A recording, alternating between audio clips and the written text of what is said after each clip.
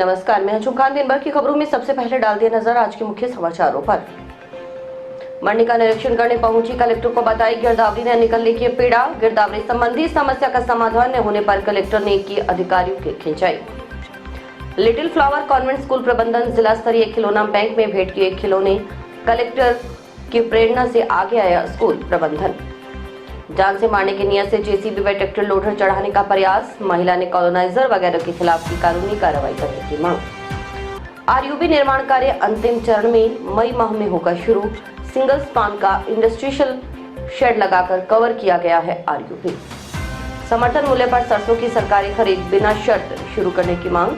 4 अप्रैल को पूरे जिले में जगह जगह चक्काजाम। अब खबरें विस्तार से। सरसों चना की सरकारी खरीद को लेकर की गई व्यवस्थाओं का जायजा लेने के लिए शनिवार को कलेक्टर रुक्मणी रियार जंक्शन की धान मंडी पहुंची।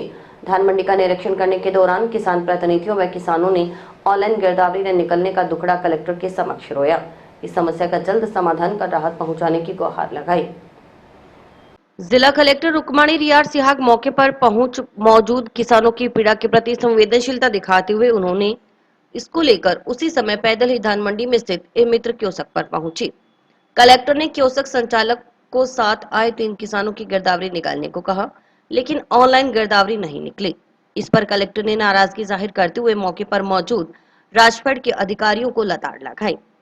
कलेक्टर का कहना था कि जब निरंतर निगरानी का निर्देश दिया जा रहा है तो गिरदावरी संबंधी समस्या का समाधान क्यों नहीं हुआ। कलेक्टर ने मौके पर मौजूद एसडीएम डॉक्टर अवि गर्ग को भी गिरदावरी संबंधी समस्या के समाधान की निगरानी को लेकर सख्त निर्देश दिए। इसके अलावा जिले के सभी एसडीएम से दूरभाष पर बात कर तत्काल ई मित्र पर जाकर ऑनलाइन गिरदावरी को लेकर वस्तु स्थिति की जानकारी मांगी।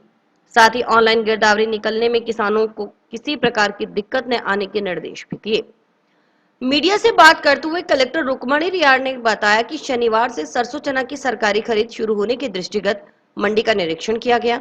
ऑनलाइन रजिस्ट्रेशन के लिए साइट न खुलने से किसानों को 3-4 दिन से दिक्कत आ रही है। सॉफ्टवेयर के जरिए ऑनलाइन गिरदावरी नहीं निकल पा रही। ये बात प्रशासन की जानकारी में है। उस समस्या का समाधान करवाने के लिए प्रयास किए जा रहे हैं। इस संबंध में जयपुर में उच्च अधिकारियों से भी बात की गई है। वहां से तकनीकी विशेषज्ञों की टीम इस समस्या के समाधान के लिए काम कर रही है। उम्मीद है कि इस समस्या का जल्द समाधान कर दिया जाएगा। कलेक्टर ने कहा कि मंडी में सरकारी खरीद को लेकर शेष तैयारियां पूर्ण हैं। रजिस्ट्रेशन एक बारगी प्रारंभ हो गया है। उम्मीद है कि इस सीजन किसानों को अपनी उपज बेचने में कोई दिक्कत नहीं आएगी। जानते हैं कि हम आज से खरीद शुरू करते हैं, तो उस लिहाज से मंडी का निरीक्षण था और कुछ हमारी जो साइट में दिक्कत आ रही है वो 3-4 दिन से हमारे ध्यान में भी है। उसको भी हमने टेकअप किया है और अभी जयपुर भी बात की है, तो होपफुली हम उस चीज़ को जल्दी से रिजॉल्व कर देंगे। और बाकी जो तैयारियां हैं वो एकदम पूर्ण है हमारी और रजिस्ट्रेशन एक बार जिले की शुरू हो गई है। तो उम्मीद है कि अब जो हमारा प्रोक्योरमेंट सीजन है वो आराम से निकल जाए। ई धरती जो हमारा सॉफ्टवेयर है वो उसके ऊपर जो गिरदावरी ऑनलाइन है वो नहीं निकल पा रही है, पर ये हमने ऊंचे स्तर तक अवगत करा दिया गया है और वहाँ की टेक्निकल टीम इसके ऊपर काम कर रही है। जल्दी इसका समाधान निकलेगा। समर्थन मूल्य पर सरसों की सरकारी खरीद बिना शर्त शुरू करने की मांग को लेकर अखिल भारतीय किसान सभा के बैनर तले जंक्शन की धान मंडी में कृषि उपज मंडी समिति कार्यालय के सामने चल रहा बेमियादी धरना शनिवार को 18वें दिन भी जारी रहा। किसान सभा के ओम स्वामी ने कहा कि जब तक सरसों की सरकारी खरीद मंडी में शुरू नहीं होती तब तक धरना जारी रहेगा। धरना स्थल पर विधायक बलवान पुनिया भी पहुंचे। 3 अप्रैल तक सरसों की सरकारी खरीद शुरू नहीं होती है तो 4 अप्रैल को पूरे जिले में जगह जगह चक्काजाम किया जाएगा। सरसों की सरकारी खरीद शुरू करो, शुरू करो, शुरू करो। अखिल भारतीय किसान सभा जिंदाबाद, जिंदाबाद, जिंदाबाद। सरसों की सरकारी खरीद शुरू करो, शुरू करो, शुरू करो। इनकलाब जिंदाबाद, जिंदाबाद, जिंदाबाद। किसान मजदूर एकता जिंदाबाद, जिंदाबाद, जिंदाबाद। किसान मजदूर एकता जिंदाबाद, जिंदाबाद, जिंदाबाद। अखिल भारतीय किसान सभा जिंदाबाद, जिंदाबाद, जिंदाबाद। सरसों की सरकारी खरीद शुरू करो, शुरू करो, शुरू करो। सरसों की सरकारी खरीद शुरू करो, शुरू करो। पिछले 15 दिन से लगातार हमारा धरना यहाँ चल रहा है। 18वां दिन आज धरने का। और आज कलेक्टर साहब यहाँ पहुंचे मित्र की दुकान पे। जैसे ही वो आए तो साइड नहीं चल रही थी और गिरदावरी निकल नहीं रही थी, गिरदावरी निकल नहीं रही थी, जिसकी वजह से ये हुआ कि कलेक्टर साहिबा ने तुरंत संज्ञान लेते हुए एसडीएम साहब को कहा कि आप पटवारियों को और एसडीएम साहब ने तुरंत पटवारियों को ये कहा है कि आप अपनी गिरदावरी को निकाल के रखो। जैसे ही किसान पटवारी के पास पहुंचता है तो पटवारी उसको फोटोकॉपी करवा के और P35 का ठप्पा लगा के तुरंत दे, ताकि उसका रजिस्ट्रेशन हो सके। 2 रजिस्ट्रेशन हुए मात्र, वो भी जमाबंदी पर हुए पहले, और उसको खारिज कर दिया। आज कोई डेयरी की खरीद नहीं हुई है। और जो यहाँ अधिकारी हैं बिरजलाल जी जांगू, वो कह रहे हैं कि 3 तारीख से खरीद करेंगे। अभी कोई रजिस्ट्रेशन आया नहीं है। जैसे ही अब गिरदावरी निकलनी शुरू हुई है, आज गिरदावरी निकलनी शुरू हुई है, जैसे ही रजिस्ट्रेशन आएगा ये खरीद शुरू करने की बात कह रहे हैं। लेकिन हम इनको ये कह रहे हैं कि जब तक किसान की खरीद नहीं होगी हमारा धरना जारी रहेगा। और हम अगर 3 तारीख को या 4 तारीख से पहले अगर ये खरीद शुरू करते हैं तो ठीक है, अगर नहीं करते हैं तो 4 तारीख को हम ज़्यादा से पूरा जिला जाम करने का काम करेंगे, चक्का जाम करेंगे। क्योंकि हम भी प्रयास कर रहे हैं लगातार, मेरी कॉन्स्टिट्यूंसी से भी और कृषि मंत्री से, सरकार से हम लगातार संपर्क में हैं। आज कलेक्टर मैडम भी यहाँ आकर के गई और रजिस्ट्रेशन की प्रक्रिया शुरू करी है। किसान का रजिस्ट्रेशन 1 का हुआ है, लेकिन ये प्रक्रिया सोमवार तक एकदम एक प्रोसेस में आ जाएगी। आज रावसर से, संगरिया से सारी जगह खरीद शुरू होने के समाचार मिले हैं। मैं उम्मीद करता हूं कि मंगलवार तक ये बिल्कुल रन में आ जाएगी। जिन किसानों के रजिस्ट्रेशन हो जाएंगे, बाकायदा उनके पास समाचार आएगा कि इस तारीख को आपको सरसों लेकर के आने, सरकारी खरीद पर मिले। हमारी सरकार से यही मांग है और यही किसान सभा की मांग है। और देश भर में सिर्फ भादरा हनुमानगढ़ में ही नहीं कि किसान का एक एक दाना सरकार तोले, सरकारी रेट पर तोले। इसको लेकर के संघर्ष चल रहा है। किसान भाइयों ने, मजदूर भाइयों ने मिलकर के लड़ा है। हमारे मंगल तक ये कलेक्टर ने आश्वासन दिया। हमारे भी यही दिक्कत थी, जो पिछले शुक्रवार को हमारी बात हुई, यही दिक्कत थी कि सेम गिरदावरी ऑनलाइन होगी और वो निकल नहीं रही है, तो जिसे रजिस्ट्रेशन में दिक्कत आ रही है वो सोमवार मंगल तक सारे समाधान हो जाएंगे। खरीद सुनिश्चित हो जाएगी, कंटिन्यू हो जाएगी, तो फिर चक्का जाम करने में हमें कौन सा स्वाद थोड़ी आ रहा है। जब वो खरीद नहीं करेंगे तो चक्का जाम कर देंगे। अभी तक ये बाध्यता है हमारी, तो लड़ाई यही है कि एक एक दाना तो दे, जो किसान का पैदा हुआ है वो एक एक दाना सरकार सरकारी रेट पर तोड़े। इसको लेकर के प्रयास जारी रहेगा। जंक्शन में बाईपास रोड स्थित लिटिल फ्लावर कॉन्वेंट स्कूल प्रबंधन की ओर से शनिवार को कलेक्टर रुक्मणी रियार सिहा की प्रेरणा से जिला स्तरीय खिलौना बैंक में आंगनबाड़ी केंद्र के बच्चों के लिए खिलौने सहयोग के रूप में भेंट किए गए। इस मौके पर महिला एवं बाल विकास विभाग उप निदेशक प्रवेश सोलंकी ने लिटिल फ्लावर कॉन्वेंट स्कूल का धन्यवाद करते हुए बताया कि पूर्व में भी little flower convent school anganwadi केंद्रों पर पूर्ण सहयोग देता रहा है। इस नवाचार में खिलौने देकर स्कूल प्रबंधन ने बहुत ही सराहनीय कार्य किया है। उन्होंने अन्य निजी व सरकारी स्कूल प्रबंधन से भी इस नवाचार को बढ़ चढ़कर हिस्सा लेने का आह्वान करते हुए कहा कि स्कूल में अध्ययनरत जिन बड़े बच्चों के खिलौने अब उनके काम नहीं आते और अच्छी स्थिति में हैं, उन्हें खिलौना बैंक में जमा करवाए जाने के लिए उन बच्चों को प्रेरित करें। सोलंकी ने बताया कि जिला कलेक्टर रुक्मणी रियार सिहा की ओर से जिले में आदर्श आंगनबाड़ी केंद्र बनाने के नवाचार के अंतर्गत प्रत्येक आंगनबाड़ी केंद्र पर खिलौनों की उपलब्धता सुनिश्चित की जा रही है। इसके लिए जिला स्तर पर जिला परिषद कैंपस तथा प्रत्येक उपखंड स्तर पर एक एक खिलौना बैंक की स्थापना की गई है। इसमें सामाजिक एवं स्वयंसेवी संस्थाओं, गैर सरकारी संस्थानों, स्कूलों व आम लोगों के सहयोग से खिलौने एकत्रित किए जा रहे हैं। कलेक्टर महोदय के नवाचार के अंतर्गत आदर्श आंगनबाड़ी केंद्र स्थापित किए जा रहे हैं, जिसके तहत हर आंगनबाड़ी केंद्र पर खिलौनों की व्यवस्था की जा रही है, जिसके लिए जिला स्तर पे और ब्लॉक स्तर पे खिलौना बैंक स्थापित किए गए हैं। आज इस मुहिम के अंतर्गत सरकारी कर्मचारी से लेकर के एनजीओ, स्वयंसेवी संस्थान या कोई भी आम नागरिक भी इसमें खिलौने सहयोग के रूप में दे सकते हैं। आज लिटिल फ्लावर स्कूल के अंतर्गत ये कार्यक्रम किया गया और लिटिल फ्लावर स्कूल में आंगनबाड़ी केंद्र के में बच्चों के लिए खिलौने दिए गए हैं।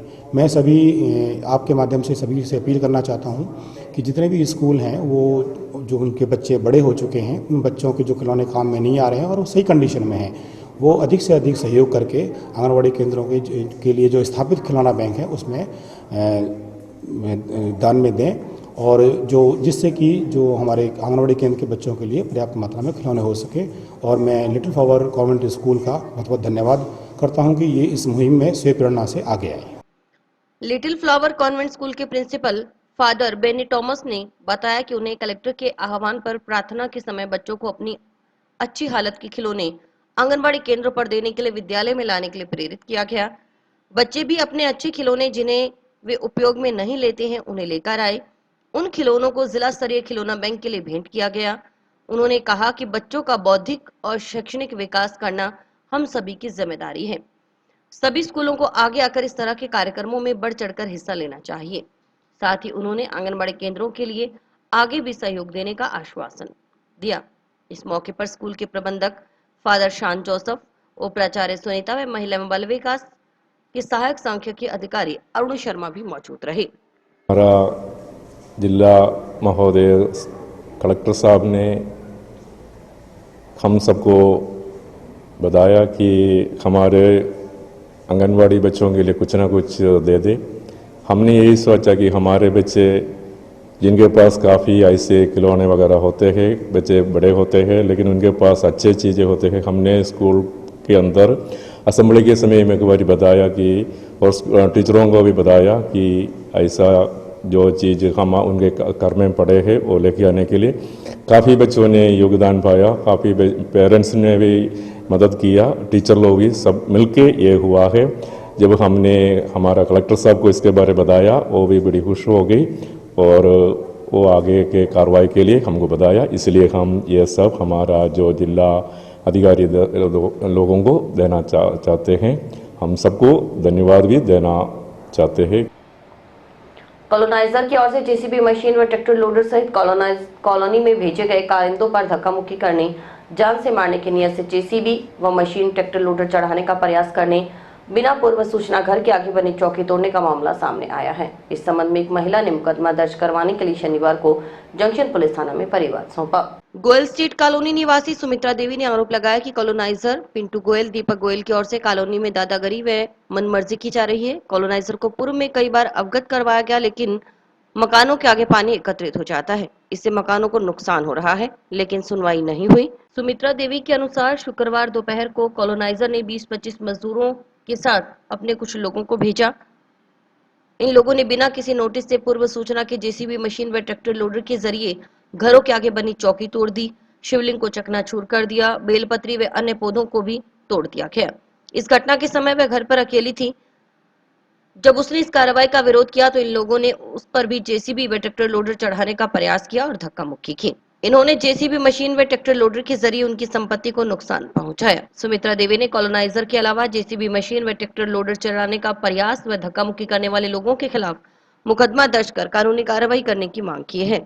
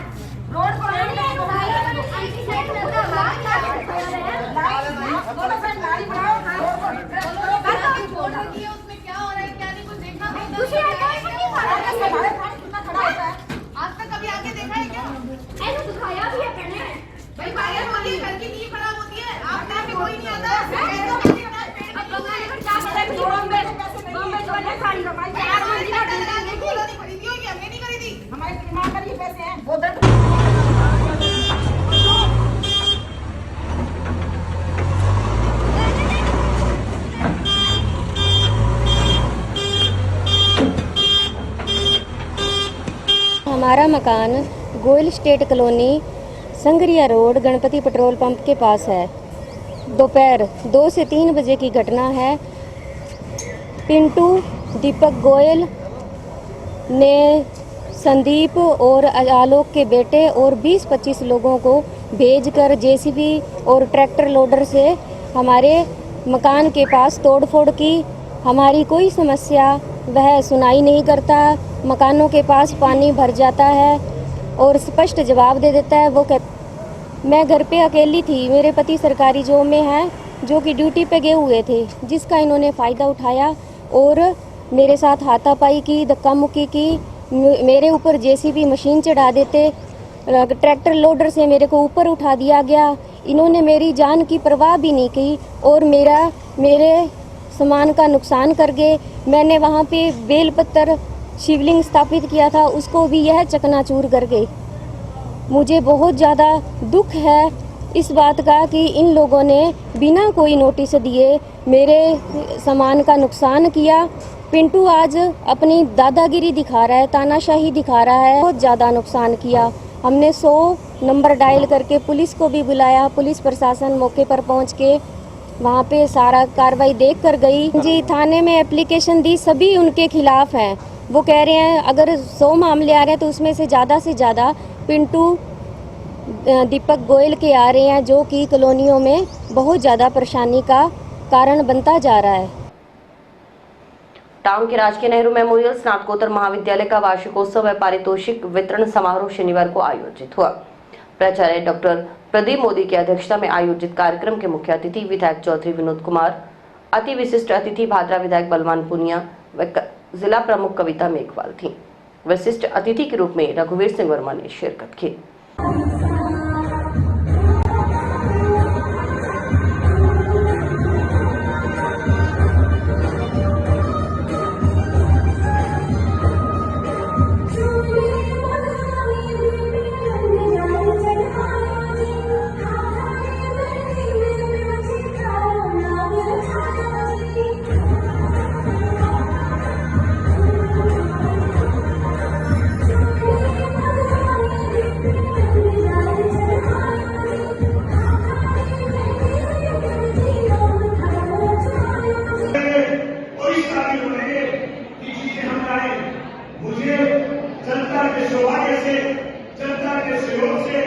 विधान करने का मौका मिला। मेरी विधानसभा क्षेत्र में एक गवर्नमेंट कॉलेज को 2018 में मिल गया था, लेकिन उसका भवन हमने बनाया है। एग्रीकल्चर कॉलेज हमने खोला है, ITI कॉलेज हमने खोला है, ग्रामीण कल्याण महाविद्यालय को सरकारी स्कूल बनाए हैं, अंग्रेजी माध्यम से स्कूल डेवलपमेंट कराए हैं। मुझे तो अंग्रेजी माध्यम से पढ़ने का मौका तो नहीं मिला, लेकिन इंग्लिश मीडियम से मेरा सब्जेक्ट था। पर किसानों से काम करते करते अंग्रेजी भूल गया। एक बार याद रही, go and get falling star, it may be possible, but you could not found। आगे बताओ बनी, आगे 1 अप्रैल 2023 को महाविद्यालय का वार्षिकोत्सव एवं पारितोषिक वितरण समारोह आयोजित किया गया, जिसमें मुख्य अतिथि माननीय विधायक चौधरी विनोद कुमार जी और अति विशिष्ट अतिथि माननीय विधायक भादरा श्री बलवान जी पुनिया और जिला प्रमुख श्रीमती कविता मेघवाल और विशिष्ट अतिथि श्री रघुवीर वर्मा थे। इस समारोह में बच्चों द्वारा और विद्यार्थियों द्वारा सांस्कृतिक कार्यक्रम बहुत ही शानदार प्रस्तुत किया गया। साथ ही साथ सभी वक्ताओं ने, खास तौर से बलवान जी पूनिया ने और श्री विनोद जी चौधरी ने बहुत ही अपना भाषण शानदार भाषा में दिया और मुख्य अतिथि ने अपने उद्बोधन में महाविद्यालय के सभागार को सुसज्जित करने के लिए 10 लाख रुपये का विधायक कोटे से योगदान दिया, जिसके लिए महाविद्यालय परिवार उनका आभार व्यक्त करता है। गांव डबली राठान के वार्ड 3 मौलवीवास के फर्स्ट स्टेप प्ले स्कूल का उद्घाटन शनिवार को हुआ। स्कूल का विधिवत उद्घाटन राजस्थान राज्य ने पिछड़ा वर्ग वित्त एवं विकास आयोग जयपुर अध्यक्ष पवन गोदारा ने फीता काट कर किया। स्कूल प्रिंसिपल भूषा वर्मा ने बताया कि विद्यालय में UKG तक की कक्षाएं संचालित होंगी। बच्चों को भविष्य उज्जवल बनाने के लिए बच्चों की नींव मजबूत करने का काम किया जाएगा। उन्होंने बताया कि प्ले विद स्टडी के कॉन्सेप्ट के साथ स्कूल शुरू किया गया है।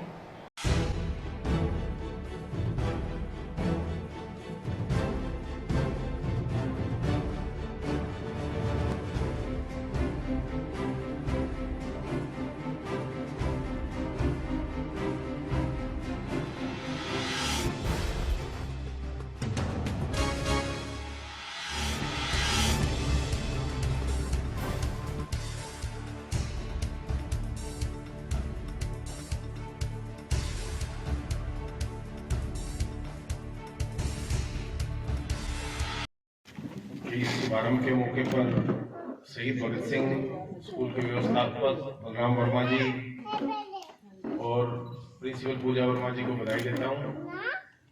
हमारे बीच मौजूद वरिष्ठ कांग्रेस नेता छगन सोनी जी, आसाराम बड़गुजर जी, जसविंदर सुमन जी, महेंद्र सुमन जी, राजकुमार चिलाना जी, मदन झाम जी, लेखराज जी, कुंवर साहब, प्रदीप पाल जी, श्यामदेव कल्ला जी और डबली के सम्मानित साथियों, मातृशक्ति, इस छोटे से कस्बे में प्ले स्कूल की शुरुआत कर निश्चित तौर पर जो आप नन्हे मुन्ने इस कस्बे के डबली के जो भविष्य है उसको संवारने का काम करने के लिए वर्मा परिवार को बधाई देता हूं। साथ साथ क्योंकि डबली का हनुमानगढ़ जिले में अपने आप में एक बड़ा इतिहास रहा है, शहीद चमकौर सिंह जी यहीं से हुए हैं, उनकी वीरांगना मनदीप कौर जी भी आए, उनको भी मैं आप सबकी तरफ से चमकौर सिंह जी को भी नमन करता हूँ, वीरांगना जी को भी नमन करता हूँ। तो निश्चित तौर पर जिस कस्बे से अगर कोई शहीद हुआ हो तो अपने आप में एक प्रेरणा शक्ति रहती है। उस हमारे बच्चे भविष्य में, जैसे छगन जी ने भी बोला कि आज के दिन मोबाइल की एक ऐसी लत लग गई है और मोबाइल के जो व्हाट्सएप, इंस्टाग्राम, फेसबुक, ये ऐसी चीजें जिन पे आज के दिन एक व्हाट्सएप यूनिवर्सिटी अलग से चलती है, उसके अंदर ज्ञान की बजाय हमें अज्ञान ही सीखने को मिलता है। तो एक शिक्षक ही बचपन से लेकर, जैसे कुम्हार मिट्टी के बर्तन बनाता है तो मिट्टी को बर्तन की जैसा चाहे वैसा कर देता है, अगर हम लकड़ी को भी, लकड़ी से कुर्सियां बनती है, भविष्य को संवारने का काम, किसी भी चीज को संवारने का काम एक कलाकार मूर्ति को रूप देता है, उसी प्रकार एक शिक्षक बच्चे के भविष्य को संवारने का काम करते हैं। और बच्चे अगर भविष्य संवरेगा बच्चों का, तो आने वाले समय में यही बच्चे हमारे देश का भविष्य है, हमारे समाज का भविष्य है और हमारे जिले का नाम रोशन करेंगे। मैं पूजा वर्मा फ्रॉम डबली राठान। आज मैंने अपना प्ले स्कूल डबली राठान में फर्स्ट स्टेप प्ले स्कूल के नाम से ओपन किया है। इसमें डे केयर से लेके यूकेजी तक की क्लासेस रहेगी। प्ले विथ स्टडी का एक कॉन्सेप्ट लेके हम चले हैं, जिसको आगे बढ़ाएंगे, जिससे बच्चों का अपना बेस स्ट्रॉन्ग करेंगे, जिससे आगे जाके बच्चों का भविष्य ब्राइट हो सके। और अभी वक्त है एक ब्रेक का।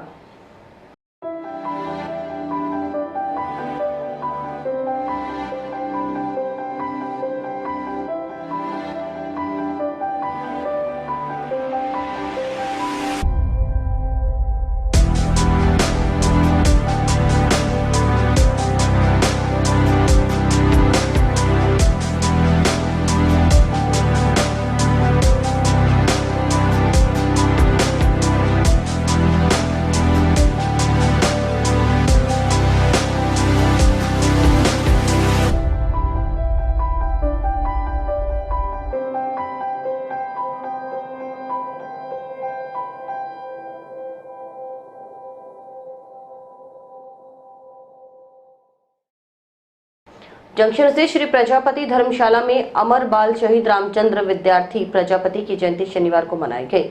इस मौके पर शहीद रामचंद्र विद्यार्थी प्रजापति के चित्र समक्ष पुष्प अर्पित कर उन्हें श्रद्धांजलि दी गई। सभी ने शहीद रामचंद्र विद्यार्थी के जीवन से प्रेरणा लेने का प्रण लिया।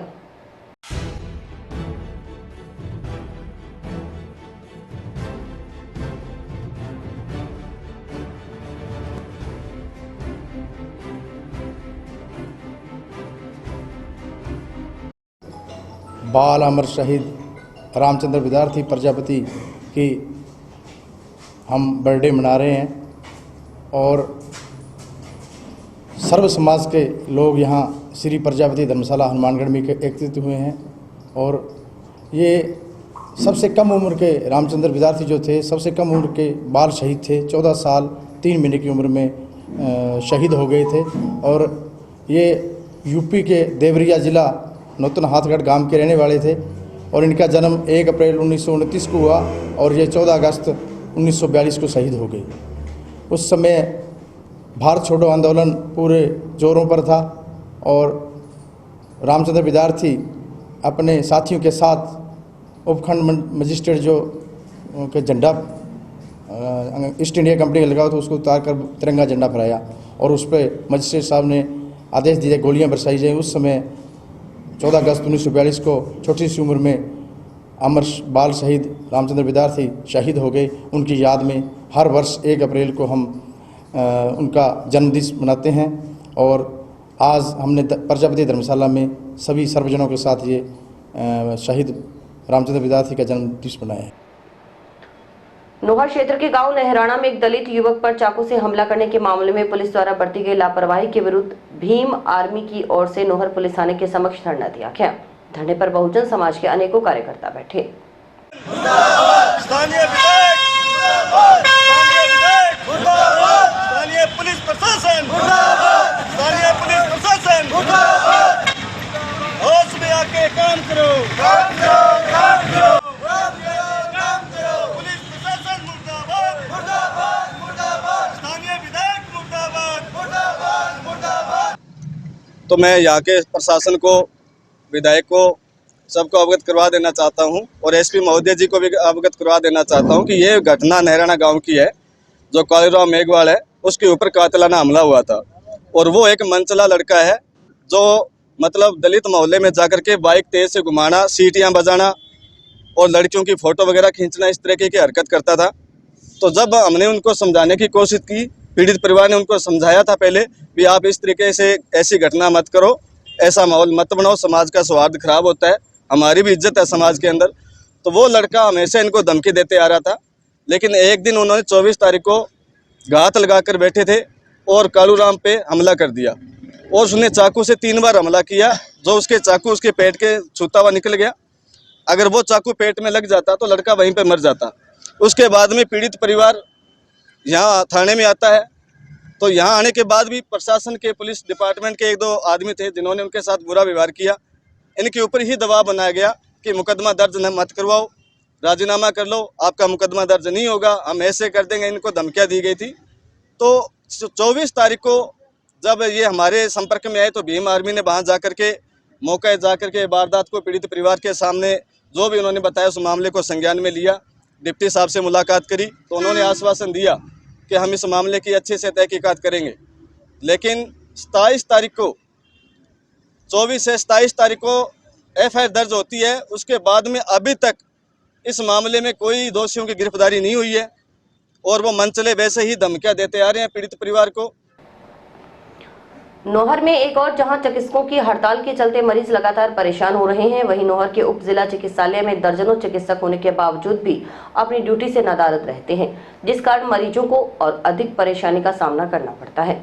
इस संबंध में शनिवार को मीडिया कर्मियों ने उप जिला अस्पताल के हालातों का जायजा लिया तो पाया गया कि अधिकांश चिकित्सक अपने कमरों से नदारद थे, जबकि उनके कमरों के बाहर मरीजों की लंबी कतारें लगी हुई थी। इस संबंध में चिकित्सालय के कार्यवाहक प्रभारी बाबूलाल कोमावत ने बताया कि कुछ चिकित्सक छुट्टी पर हैं तो कुछ मरीजों को देख रहे हैं, लेकिन करीबन 2 दर्जन से अधिक डॉक्टर्स वाले इस अस्पताल में महज मुट्ठी भर चिकित्सक ही अपने कमरों में मरीजों का स्वास्थ्य परीक्षण करते नजर आए। ऐसे में सवाल ये उठता है कि इतनी सुख सुविधाओं के बाद भी मरीजों को उपचार के लिए क्यों भटकना पड़ रहा है।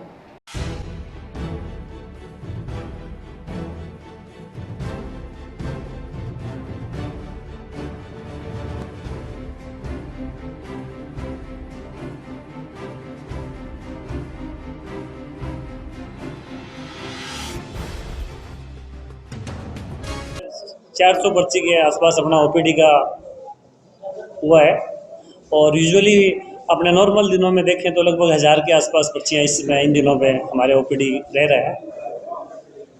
वो उसमें क्या है कि हमने बोर्ड पे भी लिखा हुआ है, कुछ लोगों का, कुछ डॉक्टर्स का डे ऑफ है, 1-2 डॉक्टर्स ने सीए ली हुई है, 2-3 डॉक्टर्स मेडिकल लीव पे भी चल रहे हैं। और उसके बावजूद भी अगर कोई रूम में आपको डॉक्टर्स उपलब्ध नहीं है तो उसमें ऑपरेशन थिएटर में जैसे एनेस्थेटिक डॉक्टर हैं, वो अपना ऑपरेशन थिएटर में सर्जन हैं, वो उस दौरान सर्जरी कर रहे होते हैं, तो अपने को लगता है कि वो रूम खाली है, नदारद है, लेकिन रियल में ऐसा नहीं है। वो लोग भी अपना सरकार का ही काम, आमजन का ही काम कर रहे हैं इस दौरान भी। और इसी के साथ समाचार समाप्त हुए। रोजाना देखते रहिए समाचार। नमस्कार।